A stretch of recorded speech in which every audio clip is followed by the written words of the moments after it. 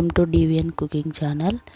ఈరోజు మనం తెలుసుకోబోయేది ఏంటంటే పెరుగుతో మజ్జిగను చేసుకొని అది మన బాడీకి ఎలా ఉపయోగపడుతుంది, దానివల్ల లాభాలు ఏంటనేది తెలుసుకుందాము. ముందుగా పెరుగుని తీసుకొని దానిలో కొద్దిగా లెమన్ చిన్న ముక్క రసం పిండుకొని అలాగే కొద్దిగా సాల్ట్ వేసుకొని విస్కర్తో కలుపుకొని కొద్దిగా వాటర్ యాడ్ చేసుకొని మజ్జిగలాగా చేసుకుంటే అది తాగడం వల్ల మన బాడీలోని జీర్ణక్రియకు సహాయపడుతుంది. అలాగే డీహైడ్రేషన్ కాకుండా హైడ్రేట్గా ఉంచుతుంది. ఇది అలాగే జీర్ణశక్తికి సహాయపడుతుంది.